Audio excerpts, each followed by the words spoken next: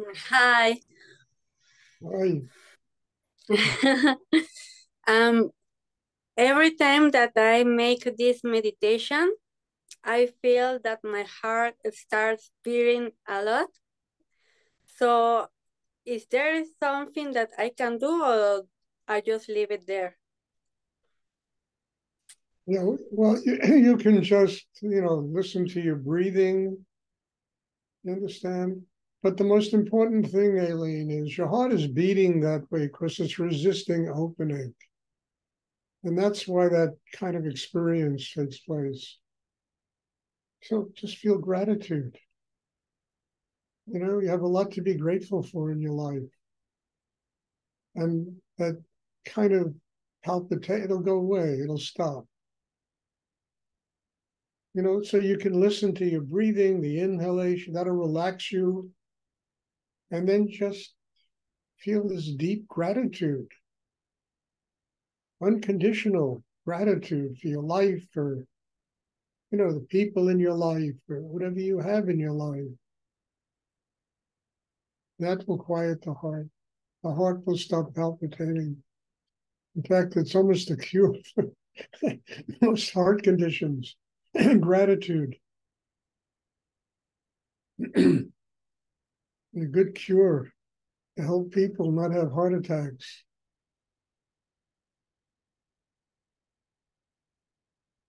I'm not saying you're going to have a heart attack. I don't see that, but the palpitations will stop. You relax the heart. You begin to feel deep sense of joy, of happiness, of love in your heart.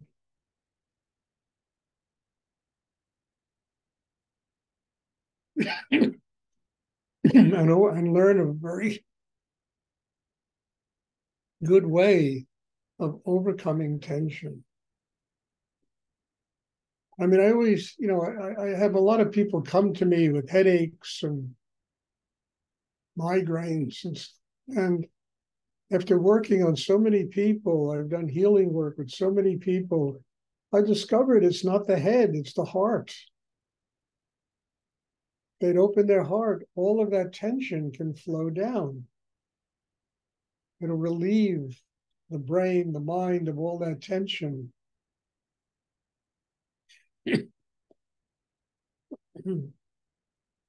And headaches go away.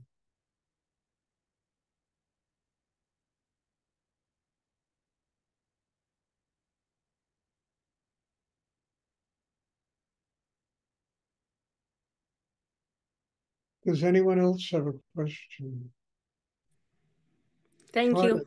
You're welcome, Eileen. Try it. You'll see it'll really help you grow very fast in your life. Does anyone else have a question?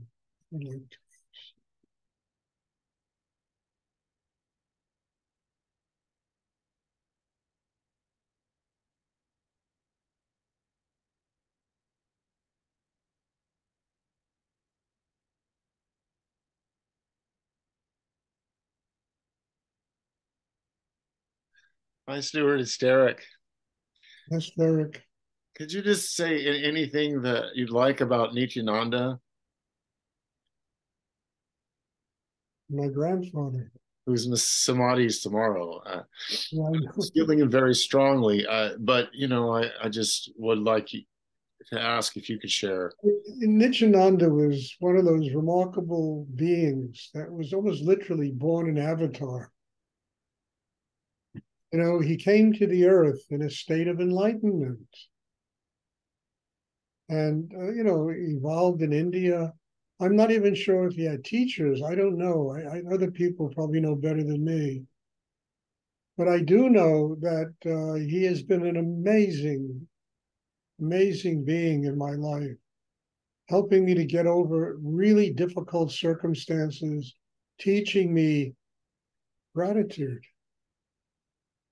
I mean, Rudy used to break my ass when I was younger, and I would go to Nityananda, Baba, what is the answer? And he would give me an answer, always.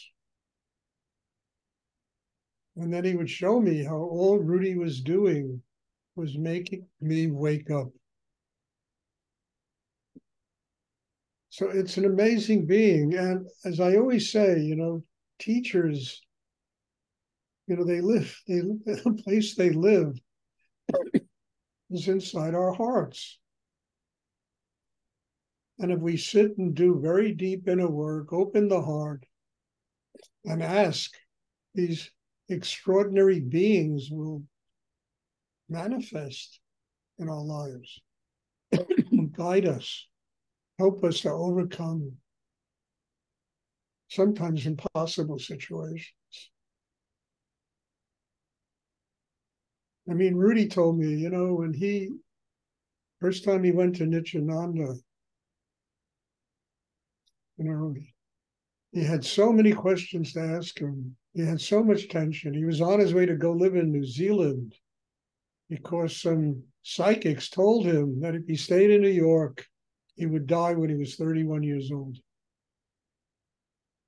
And he was on his way to New Zealand. He stopped in Bombay, it was Bombay then, to visit a friend on his way to New Zealand. The friend said, I want you to come meet Swami Nityananda. We'll go to Ganesh Puri. So they drove out to Ganesh Puri. And Rudy was a mess. He really was being tested in a very deep way. And about a mile from Nityananda's ashram, all his questions got answered. Told me the energy was so powerful. All his questions got answered. By the time he came to Nityananda, all it was, give him one of these flower, mandalas, flower necklace, and just bow and kiss his foot.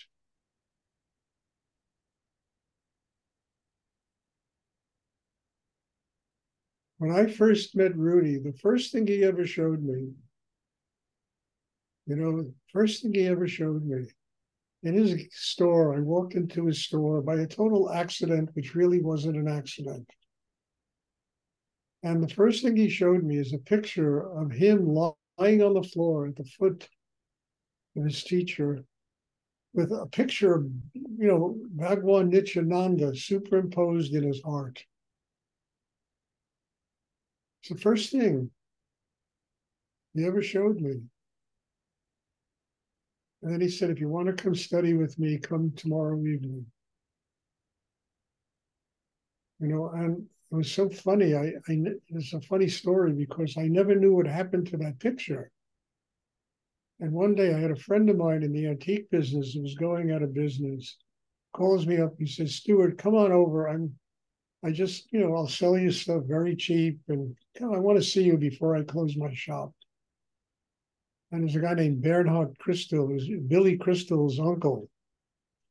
So I went over to see Bernhard, and he had just stuff everywhere, and I'm looking and I see that picture that Rudy showed me lying on top of a pile of junk. I mean, it's a true story. And I said to him, Bernhard, look, just tell, how much do you want for that photo? I'm not interested. I will give you any price for that photograph. I told him. So he looked at me and he started to smile and he said, Stuart, I put it there because I knew it belonged to you. It's my gift to you. And Rudy used to tell me so many times that he said, the only reason, you said you're so crazy, Stuart, but the only reason I keep you around is to remind me of Nityananda when he was a young man. That's what he used to tell me all the time, Rudy. So Nityananda is very dear to me. He's been a very major influence in my life. He's helped me overcome enormous problems that I had with other teachers and God knows with who, And I can tell you very honestly, I don't need his samadhi. He's with me all the time. All the time. Rudy's with me. Nityananda's with all the time. They're with me. They make this class possible.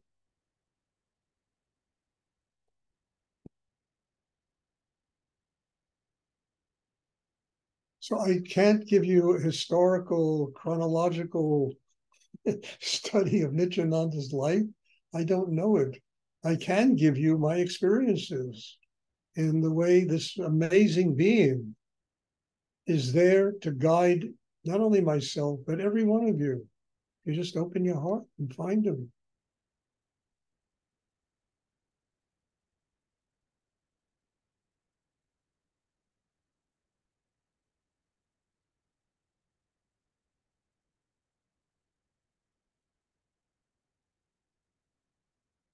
And I know August 8th is the date of his samadhi.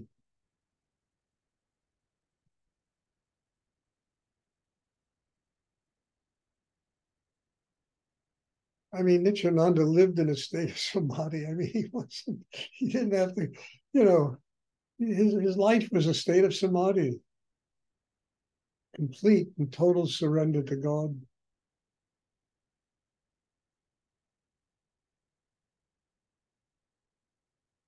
One of the last great ones that manifested in India.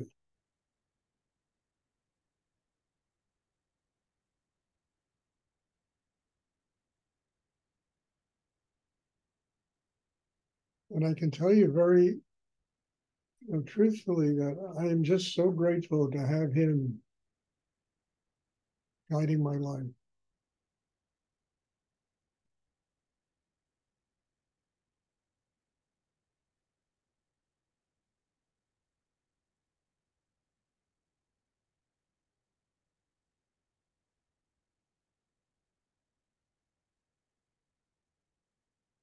Does anyone else have a question?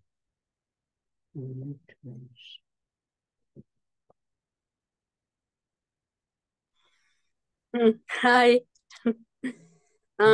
Talking about these masters that you are talking, um, I have been like isolated like half of my life, and I want to know, do you feel when you reach that state of enlightenment, do you feel more union and less lonely, or Eileen, you can't attain a state of enlightenment until you attain some really remarkable state of your own humanity. You have to attain the highest level of what it means to be human. And what is that? It's just to be a happy person, to be full of joy and love and compassion and kindness to other people. And then there'll never be a problem with other people finding you and being in your life. Never. When I was younger, when I was in my early 20s, I lived a very isolated life. I traveled all over Europe, hitchhiked all over Europe by myself. I lived in New York, a very isolated life, with usually a lot of unsuccessful relationships here and there that never came into fruition or did very much.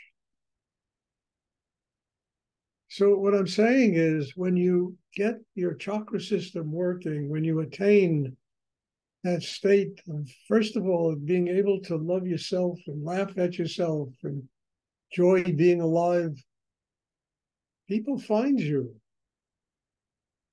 People find you. The only reason people don't find you is you don't let them.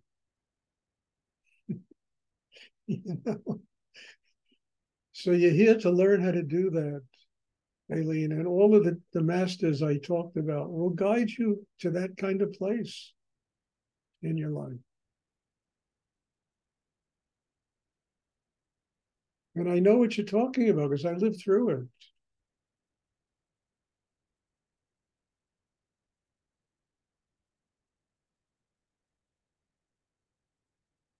I remember when I was younger, I went and started studying acting in New York. And I really never wanted to be an actor on the stage or films or anything. I didn't want that kind of life. But I did it because I knew that I had to overcome my inhibitions. So I went and did that for like 2 years or something. And I got fairly good at it too. But I didn't want to go into the world of theater and films. But I knew I needed to break my inhibitions down. I was a very shy person. I was a very introverted person when I was younger. I'm not so much that way anymore, you know? I mean, anybody can come and take a big bite out of me, you know? I want to. So you got to do things, you know, if you're afraid to ashamed or shy about being around people, go to parties, for God's sake. Learn how to overcome that shyness and that isolation in you, you know? Do things that help you overcome all of those blocks in yourself and tension and stuff. And build a system inside that is no longer afraid to interact with the world.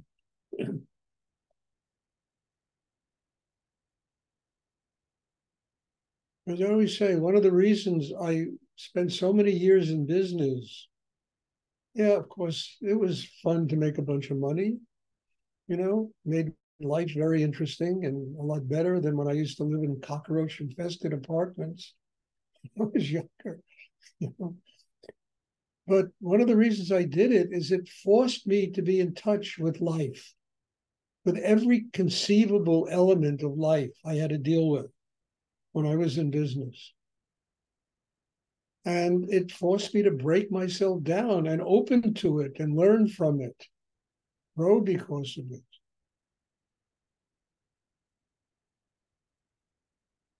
So I threw myself into that world because I needed it. I needed to break out of me. I needed to overcome this thing in me that was a recluse, that wasn't really embracing life, open to all that life had to teach me. So it was a combination of things, being able to earn a very good living, at the same time, learning how to live.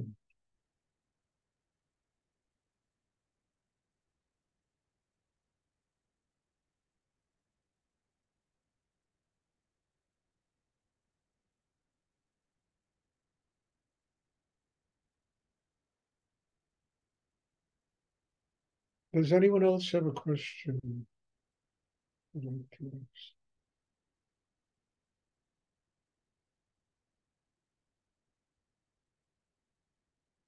Anyway, I'm throwing myself into it again. The book is finished. Kenny just did a beautiful mock-up that I can send to publishers. They're really nice, really beautiful. And tomorrow I'm going to begin the process. We'll see what's going to happen. It should be interesting. There's always something that comes along in my life that throws me back into the world, back into that world. You know, it's okay. I enjoy it. I used to be afraid of it. Now it's just okay. It's life. Got to deal with life. Does anyone else have a question they would like to ask?